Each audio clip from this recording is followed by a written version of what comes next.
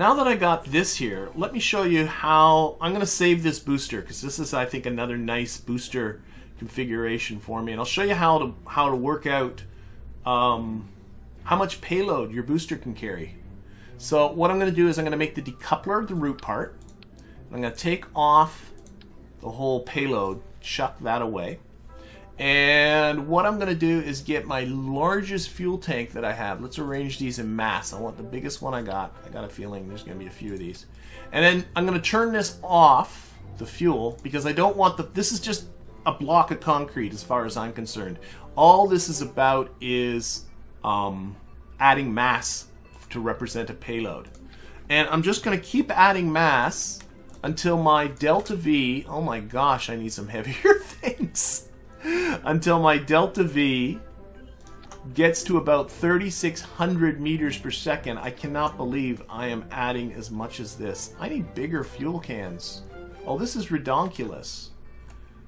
Don't I have heavy... I gotta... This thing weighs a quarter ton. Is that literally the heaviest thing I possess? It just might be. That is silly. What if I arrange these by mass? This is 1.5 tons. Okay, here's what we'll do for mass. Usually I put on fuel cans. I just don't have very heavy fuel cans. So I'm going to take a bunch of swivel engines and just stack them. So again, this is just about adding mass. Just tell when probes before crew. Can I put these on? No, it won't let me put them on radially. Clearly this is never meant to fly. Oh my gosh. All I want to do is get an idea of how much this can't be right. There's no way this is... No, this isn't right. This is just not right. There's no way. Here.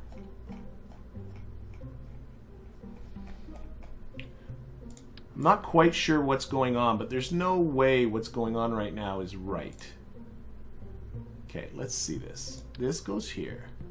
No. Boom. Okay, throw that engine up here. This should be bringing down the delta V of this thing. Yes. Okay, you know what? I think I'm going to stop with this because something's not really making sense, because there's no way this booster is able to lift as heavy a thing as this.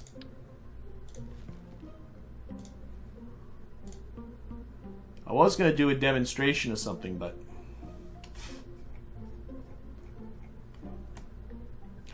how heavy is this payload? Yeah. This payload here is about 1.4 tons. Okay, I'm going to stop with what I'm doing. I'm just going to chuck it in. I'll try and figure out what was going on with that. Try putting the decoupler below the mass in the staging sequence. Okay, let me try this again. This comes off. This is my decoupler. Oh, could it have been just stupidity as to where that decoupler is? Put that on. Yes, now the decoupler goes there.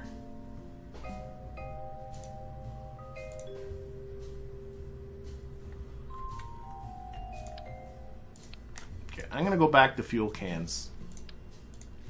So I shouldn't have to add as much mass as this. So put that on. There's our mass. Okay. Oh, now it's making sense. Okay, there was obviously something going on with the state. Let's go back to the fuel can. So I can see now putting this on has decreased my delta V. Oh, turn... Why does turning this off? That is absolutely weird. When I turn this off, it messes up that delta V. Oh, but not down here. So engineers getting confused.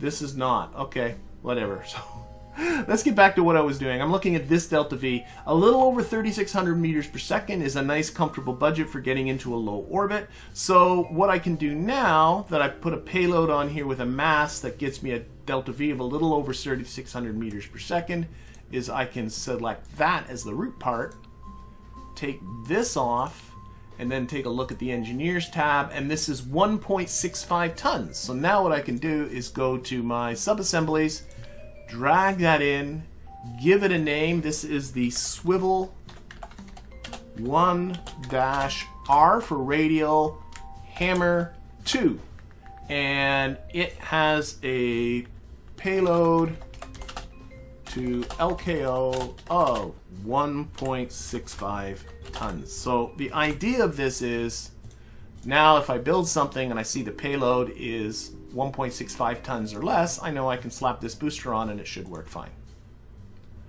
That, for whatever reason, went very strangely. I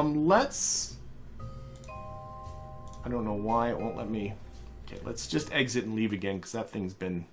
So 1.11.1 just launched. Excellent. There's a lot of little funky bugs in 1.11, so I'll definitely be doing that upgrade before next week. So what we want to do is build ourselves a Mun Impactor. That is going to be the plan. This is going to be an exceedingly simple craft. All we got to do, I believe, is crash into the moon. Where is it? Impact the moon uncrewed. Let's just really look at this whoops. Okay, what goes on here? Back. Impact the moon. Back to here. There it is. Let's make sure there's no fine print to mess us up. I notice it's spelling moon with the double O's. What's that all about? Okay. Alright, you're going to the moon. We're going to enclose you into here because I think this is really the simplest way to deal with this. I'm not even going to bother with science. I don't think I need... I'm not going to do with science. We're going to make the next thing that goes to the moon. Something that's in orbit is going to be all about science. So we're going to configure this to have no science. This is just to fulfill this contract. Put a nose cone on. Actually, wait. I've got... Oh my silly goodness. I've just unloaded a whole stack of new parts. Like, look at this. This is from... this is the Oscar A liquid fuel tank. Half the size of an Oscar B. And this is the Oscar C, which is an Oscar B times 2. And this is the Oscar O hemispherical... Look at all these wonderful little fuel tanks. I gotta use me some of those. Okay. Anyway. All this is gonna do is go to the moon and hit it. Easiest contract ever. So I'm not gonna be... This isn't gonna be really complicated. This is gonna be super simple. We're gonna put a Communitron on top. I really think I can get away with what is now my smallest fuel can. It is the Oscar A fuel can. There. Oh, let's put a battery under there too. This isn't going to collect any science. I really don't think there's much science to collect until I put something in an orbit. I'm going to take my smallest engine, which is the little ant engine. And that's 723 meters per second. In order to hit the moon, I really just have to get there. And so the budget for that is just going to be around 860. So it does need a little bit more. So I might need to go with the Oscar B. I'm a big fan, a big fan of little rockets. That's 2,000. Oh, I was looking at... Let's put this back. I think I was looking at the... Not the vacuum. 723. Wow, what a huge difference to go to the...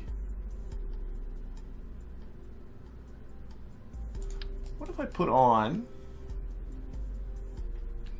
2 of these? I know these are monopropellant.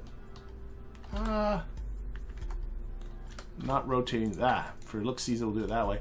But we have the ability to edit these tanks.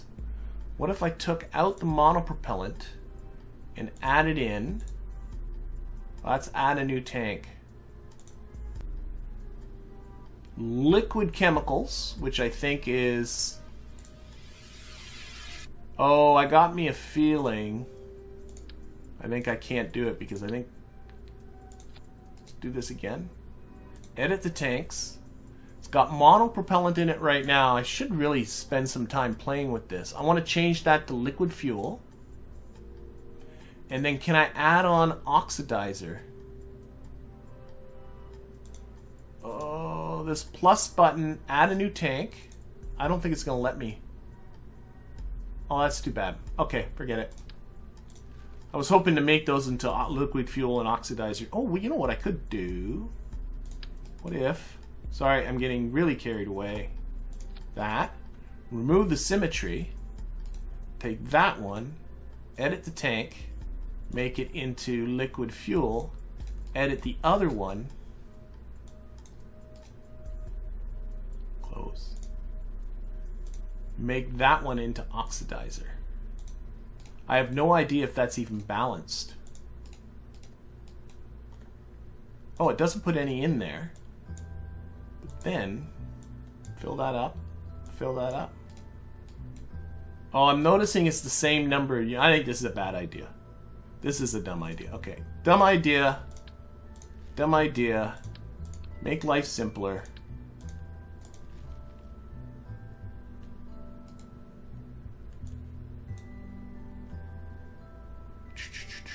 How much liquid fuel?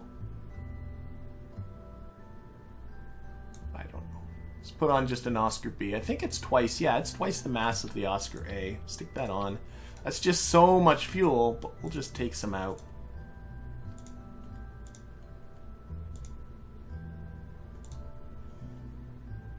That should do it. That's all she needs. Thrust to weight's fine. Okay. I don't think I'm missing anything because I just want to hit the moon with as cheapest thing as I got. So this thing's got 276 kilograms. So I'm going to grab this booster. And what we're going to do is just modify it ever so slightly to put a fairing around it. Decoupler. There's the small decoupler. The 1.25 meter fairing. Build that up. Stick that underneath. There you go. Bob's your uncle. That has got more fuel in it than it's ever going to need. Use the thrust here a little bit. There we go. Insto Mun Impactor. So this one's now, I think I'm up to, let's call this one Munar 2 because it's our second thing to go to the moon. Am I right? Yep. And let me save that. Press max, says John. Oh, okay, let me go back to that. I'm seeing now comments looking at the select tank first, then press max. Okay, let's see. I haven't played with these too much. So select a tank, edit it. Max. But what you need is to change that to liquid fuel max. Is that what Phil?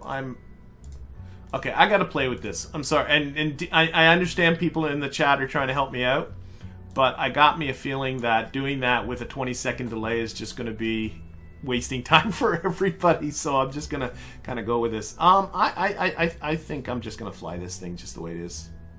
Let's do it. Munar 2, gonna hit the moon. Hitting the moon with Munar 2. I think we're gonna just hit the moon and call it a day. We'll put off our relays till next week. Okay, so this is the Munar 2. Clearly is not going to survive this thing, but oh well, that's okay. All right. Oh, whoa. Check your staging. Okay, so that's the engine, then that, then that, then that. Okay, now that makes more sense. Okay, let's do it.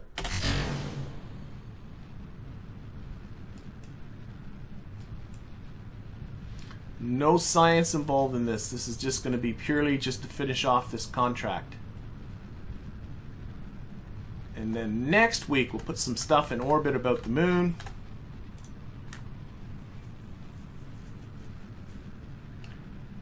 And we will collect that science that we oh so preciously like. I'm glad though that I unlocked that better probe core, or not the better probe core, those little, oh I'm sorry, I noticed my heading was not right and then I started going the wrong direction. That's not particularly smart. Just trying to get this to 90 degrees. I'm sure that's pretty close. I noticed that my what was I trying to say? I was trying to say I'm glad I got those small rocket parts. I'm a big fan of little, small rocket parts. They make me happy.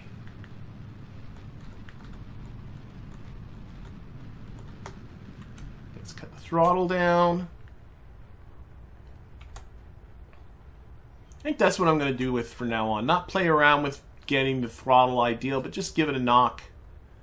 And then let it just go on its way up. Its heading now is 91 degrees. It's going to be close enough. The moon's a big target. Okay, let's do a little bit of time warping.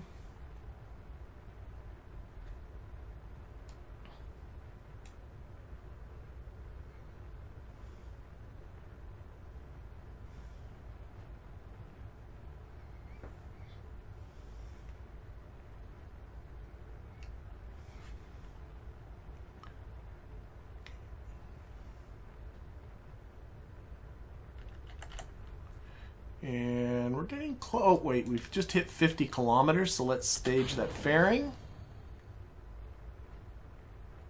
That fairing was not on clamshell. I built that really fast and never changed it. And again, we're just going to go for an 80 by 80 parking orbit.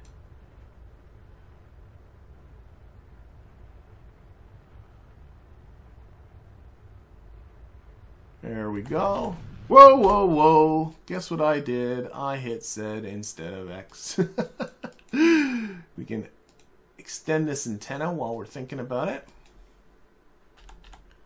Let's time warp up to apoapsis.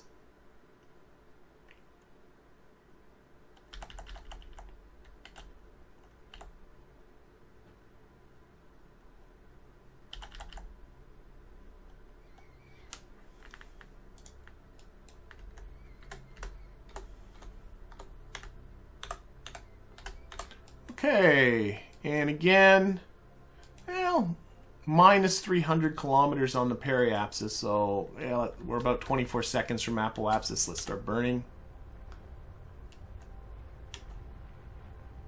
Honestly, won't take much.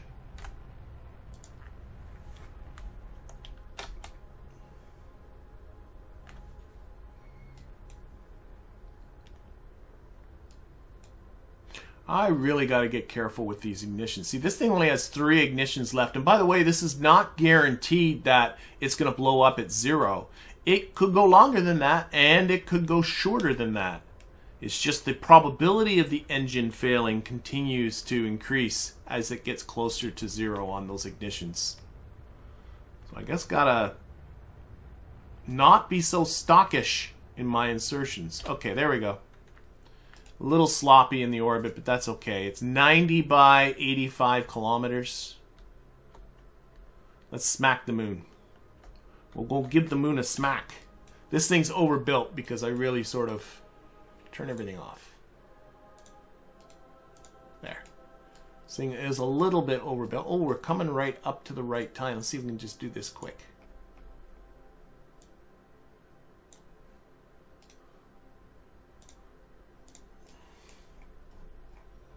Boom, I'm calling it. I'm calling it. Let's just do it.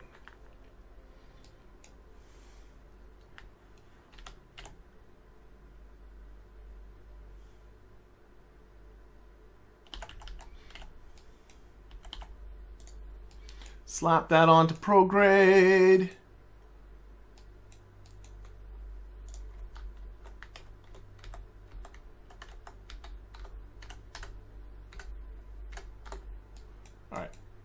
Get ready to do this thing.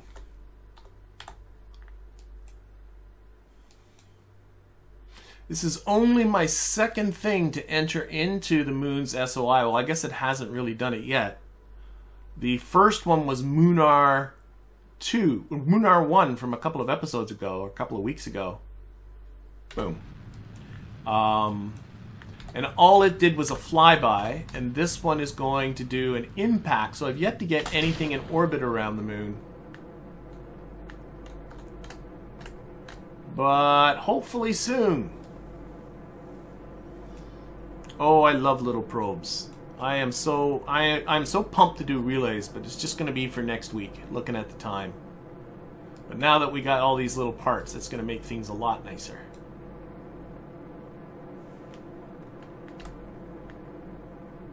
But hey, you know, we did 3 missions, 3 contracts. That was pretty productive. I shouldn't count my chickens just yet. This isn't done just yet. Things can still go wrong.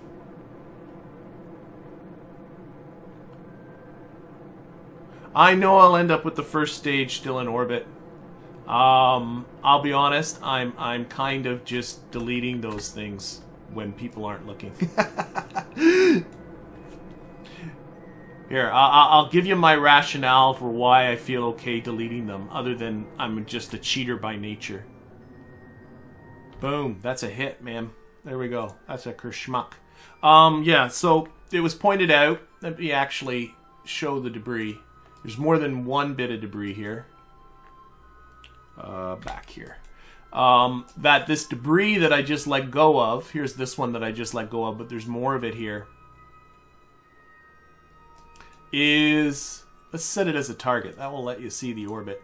Is still left in orbit. That's the stage I just lost, but, and here's my rationale, its periapsis is close to the atmosphere. And in the real world, the atmosphere doesn't just suddenly end when you get to that Kármán line of, what is it, 100 kilometers, I think the Kármán line is in the real world. So, you know, the atmosphere still extends above that. For instance, the International Space Station, which orbits at an altitude of 400 kilometers, is constantly in need of boosts. Let's do this time warping while I talk about this. Warp to here.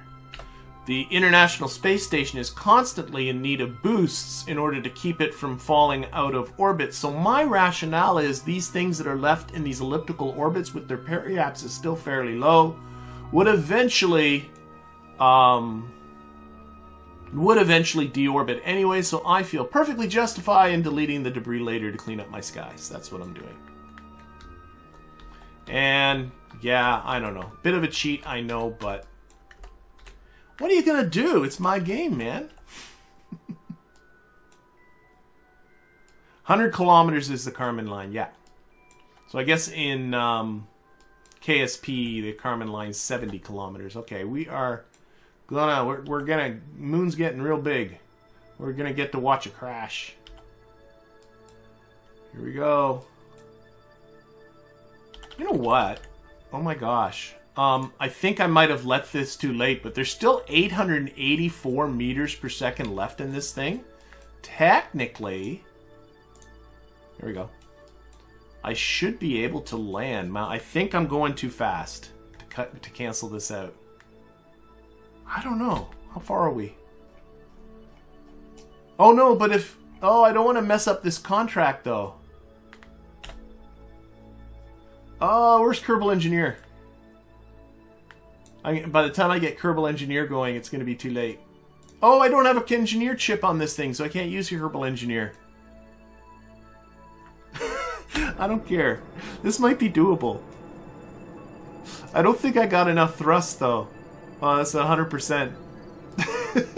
Like, technically speaking, this is enough Delta V to be able to land.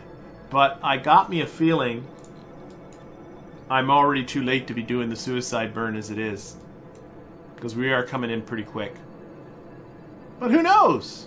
Now, if I do soft land, this might mess this up. I mean, what constitutes an impact? I don't know.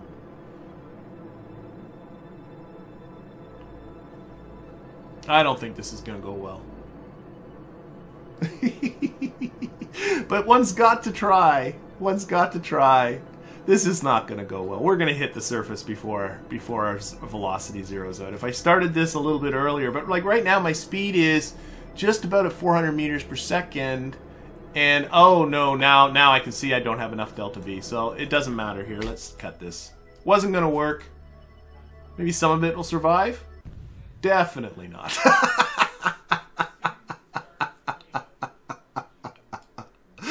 Oh, what was I thinking about? It wasn't going to work. There wasn't enough delta V to do it by the end anyway. It accelerated too much on its way down. Even if I started to burn earlier, it wasn't going to be. But what I do have is a satisfied contract. We did successfully impact into the moon.